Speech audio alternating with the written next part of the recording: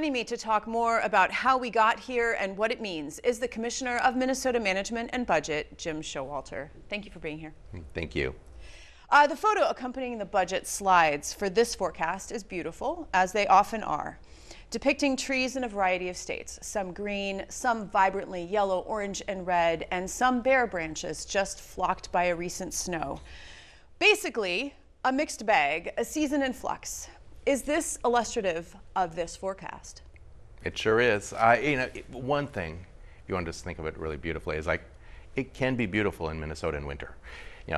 Right now we are in a good shape. We are strong economically. We have a spectacular budget position, and we've got a lot of momentum, even with winter coming. The forecast also describes some of those changing seasons, the recession coming, changing issues on the global stage. So it's not all one thing or another, but it still can be pretty amazing. The last time we spoke, Russia had just invaded Ukraine. The state and the nation were emerging from the COVID-19 pandemic, and the supply chain was in snarls. And yet, the state's coffers have continued to fill. Are you at all surprised by the resilience of Minnesota's economy? Not so much. Minnesota is an amazing place. There was actually a recent article, I think, in the Washington Post describing Massachusetts and Minnesota as two of the most livable, successful places to be in the nation. And it comes from a number of different features that we have of great workforce, great versatile economy, really good standards of living. All of those things make Minnesota an engine for going forward. In this particular case, some of the balances we're talking about just happened because of COVID, because of corporate earnings, because of things that were going on that are less specific to Minnesota. But looking forward and how our economy is going, now it makes sense to me because we've invested in the right things. We're going to continue to do that so that we're on the edge. We're looking forward rather than looking backwards. The largest Powerball ticket at $2 billion was sold last month north of Los Angeles.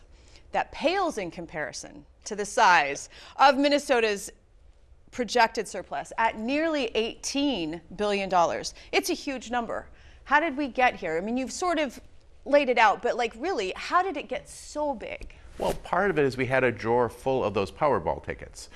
Going back a couple of years ago, we already knew we had money in the bank or that we were running ahead of forecast, even a couple fiscal years ago. And so for the last couple of sessions, I think we've done a very good job of being ready for whatever's going to happen next because of COVID, because of the economy. It was hard to project.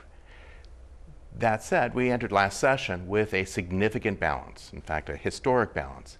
We left session making some progress on some key issues, but we also left with $7 billion already just knowing that that was probably going to be there in the bank, and we were expecting that to grow by another $5 billion. 7 plus 5 starts us at 12. So even before we showed up at the forecast yesterday, in your office pool, you should say, well, 12 is a reasonable estimate, even if there's no news whatsoever. The changes actually were relatively modest, and they actually are also essentially anticipated. Our monthly revenues have been running substantially ahead of our previous estimates, $2 to $3 billion ahead. And we also knew that the federal government had extended the peacetime emergency, lowering our Medicaid costs. Those are the major pieces of this forecast, resulting in about $5 billion more coming into that carry forward, that Powerball ticket that you're referring to. That's most of the story in this forecast. Revenue is expected, though, to exceed spending through fiscal year 2027. That's 5 years from now. So with that knowledge, is the state collecting too much in tax dollars? Wouldn't it be better if the input more closely matched the output? It's a great question, and obviously that's going to be a decision for policymakers because I think we could all both find people who would say reliably no or yes. It's a judgment call as to what's the right balance. A couple things I'll look at. One is the price of government. Minnesota for decades has looked at something called the price of government to say, how does personal income compare with how much county, state, basically state and local governments are spending?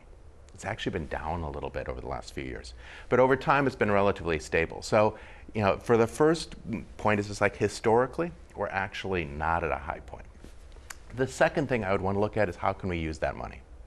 What are the strategies to help us through this tight patch? Because we do know a recession is likely to be coming. We do know that we have a tight labor market. We do know that we're going to need to reposition ourselves to take advantage of significant federal funding so that we're ready for whatever's ahead. These are opportunities that we'll be talking about a lot this session. After the February forecast, Governor Walz proposed giving some of the then $9 billion surplus back to taxpayers in rebates, $500 for individuals, $1,000 for married couples. At this forecast, the governor raised his proposal to $1,000 individual, $2,000 married couple. This will, of course, have to be agreed to by the legislature. However, from your point of view, are rebates, because of the one-time nature of the expense, a good idea, or could it contribute further to inflation? They're a good idea for a bunch of reasons. Part of it is just getting money into people's pockets. It is a challenge for a lot of Minnesota families just to pay for food. We all know that that's expensive. That gas sometimes has been expensive. It's coming back down, but still, day-to-day expenses, it's a relief. That makes people more relaxed, helps people move into winter feeling a little bit more secure. That's an important thing to do. From a budgetary standpoint, the other thing is one-time spending, as you allude, is near and dear to our hearts, because we know that some of these balances, in fact, most of the $18 billion, doesn't keep on happening. It's a one-time amount. 12 of the $18 billion is just one time. Once we spend it, it's gone. So whether it is checks, whether it is matching funds for federal activities, whether it is other things that are more one-time in nature, it'll make our budget more sustainable and simpler going forward. So I think there's a lot of different ways of getting at it, and that's certainly a good one that the governor's put on the table, and I would expect we'll see again. A mild recession is forecast from basically now into next year. At what level does an economic recession cause you to worry? Is a mild recession worrisome to you, or can the state handle it? What would be the impact to the state's budget if the recession were to be deeper than is projected? Yeah, another great question, because in some ways, my job, a lot of our jobs is to worry, to look at the risks, to manage those risks, and assess what's the path forward. For the last couple of years, really from the time I came in about 2.5 years ago, the risks were almost unimaginable. This is the first time that I'd say, well, at least the risks are imaginable. We're starting to get back to a place where the economy is behaving and dealing with risks and things that we have some experience with. Even things like the Ukraine invasion is something that we have a little bit of track record. Even COVID and how to deal with that, we have a little bit of track record. Inflation, we have a little bit of track record. So for the first time in a while, yeah, I'm worried. Of course, a recession could be worse.